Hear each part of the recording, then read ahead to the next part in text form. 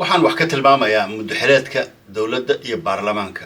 iyo madaxweynaha intaba oo runtii waxa waaye muran badan uu ka taagan yahay dad badanna aysan fahamsanin sida wax u dhaceen iyo xilliga ay dhaceen arrimahan waxaa jirtay sanadkii 2024 bishii Maarso in ay fariisteen labada aqal oo runtii xilligaasi dad kooramkooda uu ahaa bishii Maarso 2024 kooramkooda maalintaas uu ahaa 254 ayaa waxa ay u codayeen in muddaxileedka baarlamaanka iyo dowladda iyo madaxweynaha intaba waxa waaye laga dhigo muddo 5 sano ah halkii markii hore ay ahayd 4 sano oo runtii waxa waaye waxay ku kordhiyeen sanad dheeraad ah iyadoo markeedii horeba ay ahayd 5 sano ayaa 2012 garowan iyo garow 2 ayaa xilligii February waxa uu ka dhigay 4 sano marka waxa waaye wax ka bedelkaasi tood oo runtii waxa waaye labada aqal ay soo jeediyeen in waxa waaye wax lagu kordhiyo marka dad badan waxay fahamsaneen ilaa hadda dood ka taagan marka sharciyadaasi tood oo baarlamaanka oo aqlabiyad oo runtii waxa waaye 254 xildhibaan oo isugu jiray 212 oo aqalka hoose ah iyo 42 oo aqalka sare oo maalinta joogay ayaa waxay u codeeyeen in muddaxileedka dowladda iyo baarlamaanka iyo madaxweynaha intaba laga dhigo muddo 5 sano ah marka muddada 5 sano ah goormay ku egtahay marka waxa isweydiinta mudan muddada 5 sano ah waxay ku egtahay 2027 bishii May 15keeda wax badan oo ku soo celceliyay eragan runtii hadda xasuusataan shir ka dhacay Heritage ee magaalada Dhuusamareeb lagu qabtay gudoomiyaha baarlamaanka Sheekh Aadan Madoobe waxa uu halka ka sheegay sharci kasto oo baarlamaanka la keeno ee aan ansixin isla markaas uu dhaqan galaa bal la dhageysta hadalkii uu halka ka jeediyay baarlamaanka Soomaaliyeed hadda joogo labadiisa aqal dastuurku waxyaalo badan ay ka bedeleen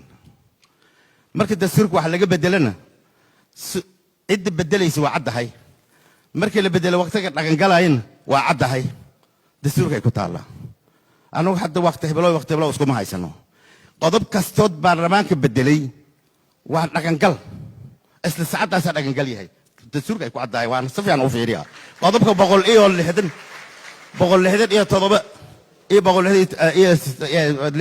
iyo 167 la fiiriyo marka hadii nidaamka loo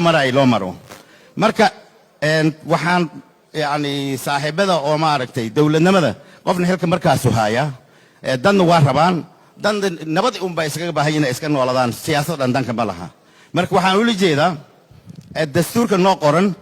kulligiis inaan ixtiraamno wixii ka soo haray shariicada islaamka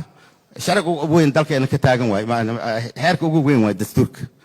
marka qodob aan taaban karin dhulka ma bixi karo baarlamaanka wax kama bedelin karo jamhuuriyadda xuduudadeedii diinta islaamka xamsan ku taaban karo laakiin waxyaalo yaro laga mamnuucay inta laga istisnaa marka laga reebo baarlamaanka sama aragtay waajibaadkiisa ay tahay marka walaalayaal taas horta qodobada hadda la fuliyay si sharci lagu fuliyay sidii qodobka 162 ilaa 3 qabeena lagu bedelay koow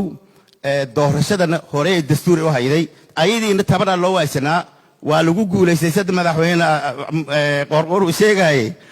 doorashadii la gaari waayay shacabka qof iyo codkii noo qornaa hadda la bilaabay taasna marka waxa loo baahan yahay in la wada ayido shacabka Soomaaliyeed ay gaaraan inay madaxweyne doortaan caalamka dawladihii gadaalkeena burburay kullu doorashay galeen 35 sano yaan wax dooran weynay oo markii burburkii kadib inaan dadka isu keeno yaa lagu gaarayso guulaysan waayay waa kaasa waa gudoomiyaha baarlamaanka waa sharci marka baarlamaanka muddaxileedkiisu wuxuu hadda ku ekaan lahaa bisha hadda soo socota Abriil waxa hadda hadlay ama xildhibaan raadinaya ama runtii waxa waaye u kuur galay inay waxa waaye dadkii bedeli lahaa marka sideedaba waxa jirta dastuuriyan in aanan dalkan marnaba uu safaaro ka dhicin madaxweyne ayaa bedela xildhibaan ayaa bedela marka waxa su'aashay ka taagan tahay iyadoo hadda waxa waa dad badan ay wali aaminsan yihiin in muddaxileedka dowladda ay May 15keeda sanadka 2026 kan ku jiraan inay tahay laakiin waxaan la yaabanahay xildhibaan ka doodaya ma arag xildhibaan objection ama dacwo ka keena haba yaraatee ma arag laakiin dad badan waxaan arkaa mar walba ku doodaya muddaxileedkii waxa waa dowladda 3 bil baa u dhiman hadda marka waxaan la yaabanahay sharciga marka la ansixiyay ee noqday wax la yiraahdo law of the land ama sharci waxa waa ka dhaqan galay ama noqday sharci dhaqan galay waxaan la yaabanahay in aysan dadka ilaa hadda waxa waa taqaana aysan fahamsaneen laakiin waxa waago dad badan uu ku bariyo doonaa markii la gaaro May 15keeda dad badan waxa waagu uu ku bari doonaa abriil marka la gaaro ee xilliga muddaxileedka xildhibaanada uu dhammaado marka dad badan waxay runtii waxa ay ku wanaagsan tahay inay la socdaan wax ka bedelkii dastuurku lagu sameeyay dastuurka wax ka bedela dastuurka wax ka bedelkiisa waxay ku qoran tahay cutubka 15aad farqadiisa 132 dastuurka haddii wax laga bedelayo muddada 5 sano ah runtii waa la soo jeediyay baarlamaankii iyo madaxweynihii intaba waxa runtii waa ay soo jeediyeen waa laga wargeliyay umad intaba waxa soo jeedintii baarlamaanka waa uu ansixiyay waxa kale oo soo jeedin kara 40,000 oo shacab ah kadibna waxa nin mas'uul ah ama waxa